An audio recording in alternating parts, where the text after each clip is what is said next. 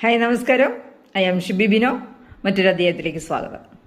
അപ്പോൾ നമ്മൾ ഇത്രയും ദിവസം സംസാരിച്ചുകൊണ്ടിരുന്നത് മാഗ്നറ്റിക് തെറാപ്പിയെ കുറിച്ചാണ്, അതിൻ്റെ ഉപയോഗങ്ങളെക്കുറിച്ചാണ്, അതിൻ്റെ ഗുണഗണങ്ങളെക്കുറിച്ചാണ്.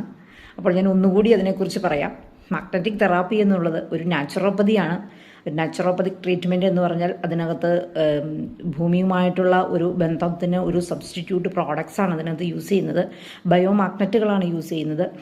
അപ്പോൾ നമുക്ക് മെയിനായിട്ട് അത് ഉദ്ദേശിക്കുന്നത് ബ്ലഡ് സർക്കുലേഷൻ ഇംപ്രൂവ് ചെയ്യുക, ഓക്സിജൻ ലെവൽ മെയിൻറ്റെയിൻ ചെയ്യുക, ശരീരത്തിലെ ടോക്സിൻസിനെ റിമൂവ് ചെയ്യുക, അങ്ങനെ നമ്മുടെ ശരീരത്തിൻ്റെ എല്ലാ ഓർഗൻസിനെയും വർക്കിംഗ് കണ്ടീഷനിലേക്ക് കൊണ്ടുവരികയും ശരീരത്തെ പൂർണ്ണ ഒരു ആരോഗ്യത്തിലേക്ക് കൊണ്ടുവരിക എന്നൊക്കെ ഉള്ള ആ ഒരു ഉദ്ദേശ ലക്ഷ്യത്തോടു കൂടി തന്നെയാണ് ഇതിന് കൂടുതലായിട്ട് ഞാനൊരു സപ്പോർട്ടിങ് കൊടുക്കുന്നതും കൂടുതൽ ആളുകളിലേക്ക് ഇതൊന്ന് എത്തിക്കുന്നതും. അപ്പോൾ അതിൻ്റെ ഗുണഗണങ്ങൾ നിങ്ങൾ മനസ്സിലാക്കി ആ പ്രോഡക്റ്റുകൾ യൂസ് ചെയ്യാനായിട്ട് ശ്രദ്ധിക്കുക. ഇനി മാഗ്നറ്റിക് തെറാപ്പിയുമായി ബന്ധപ്പെട്ട കുറച്ച് പ്രോഡക്റ്റുകളെ ഞാൻ നിങ്ങൾക്കൊന്ന് പരിചയപ്പെടുത്താം. ആദ്യമായിട്ട് നമുക്ക് ഈ മാഗ്നറ്റിക് തെറാപ്പി പ്രോഡക്ട്സുകൾ നമുക്ക് പലതിനും പല രീതിയിൽ നമുക്ക് യൂസ് ചെയ്യാം. പല രീതിയിലുള്ള പ്രോഡക്റ്റുകളുണ്ട്. അതിൽ ഒരു പ്രോഡക്റ്റാണ് ഞാനിപ്പോൾ നിങ്ങൾ പരിചയപ്പെടുത്താൻ പോകുന്നത്. ഇത് ഒരു ബ്രേസ്ലെറ്റാണ്. കണ്ടോ, ഒരു വാച്ചിൻ്റെ കീ ചെയിൻ പോലെ ഇതൊരു ബ്രേസ്ലെറ്റാണ്. ഈ ബ്രേസ്ലെറ്റാണ് എന്ന് തോന്നുമെങ്കിലും ഇതിൻ്റെ ഉൾഭാഗം മുഴുവൻ ബട്ടൺ രൂപത്തിൽ കാണപ്പെടുന്ന മുഴുവൻ ബയോമാഗ്നറ്റുകളാണ്.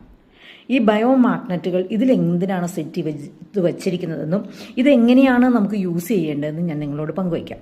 അപ്പോൾ ഈ ബ്രേസ്ലെറ്റ് നമുക്ക് എല്ലാവർക്കും, കൂടുതൽ ആളുകൾക്കും pressure variations ഉള്ളവരായിരിക്കും.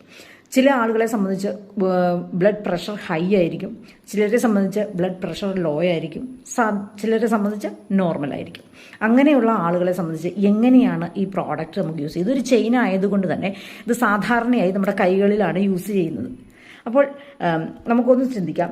Law പ്രഷറുള്ള, blood pressure low ആണെന്നുണ്ടെങ്കിൽ അങ്ങനെയുള്ളവർ എപ്പോഴും ലെഫ്റ്റ് ഹാൻഡിലാണ് യൂസ് ചെയ്യേണ്ടത്. ഇത് നമുക്കിങ്ങനെ വാച്ചിൻ്റെ ചെയിൻ കിട്ടുന്നത് പോലെ തന്നെ നമുക്കിത് യൂസ് ചെയ്യാവുന്നതാണ്. അതുപോലെ തന്നെ അതിന് ക്ലിപ്പുണ്ട്, ഒരു വാച്ച് പോലെ തന്നെ ഇത് കയ്യിൽ കിടന്നോളും. അപ്പോൾ ഇതിനകത്തൊരു പ്രത്യേകത, അത് ലോ ആണ് എങ്കിൽ ലെഫ്റ്റ് ഹാൻഡിലാണ് ഈ പ്രോഡക്റ്റ് യൂസ് ചെയ്യേണ്ടത്. ഇനി പ്രഷർ ലെവൽ ഹൈ ആണ്, അല്ലെങ്കിൽ ചിലരെ സംബന്ധിച്ച് നോർമൽ ആണ് എങ്കിൽ അതെപ്പോഴും നമ്മുടെ റൈറ്റ് ഹാൻഡിലാണ് ഈ ഒരു റിസ്റ്റ് ചെയിൻ നമ്മൾ യൂസ് ചെയ്യേണ്ടത്. അപ്പോൾ നമുക്ക് ചെയിൻ യൂസ് ചെയ്യുമ്പോൾ ഒന്ന് ശ്രദ്ധിക്കുക.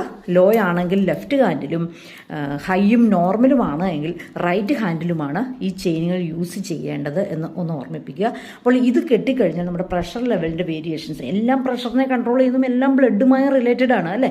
ആ ബ്ലഡ് സർക്കുലേഷനുമായി റിലേറ്റഡ് ആണ് ബ്ലഡ് പ്രഷർ എല്ലാം നടക്കുന്നത്. അതുകൊണ്ടാണ് അതിൻ്റെ ഒരു മെയിൻ്റനൻസിന് നമുക്ക് ഈ പ്രോഡക്റ്റ് യൂസ് ചെയ്യാം എന്ന് പറയുന്നത്. കൂടാതെ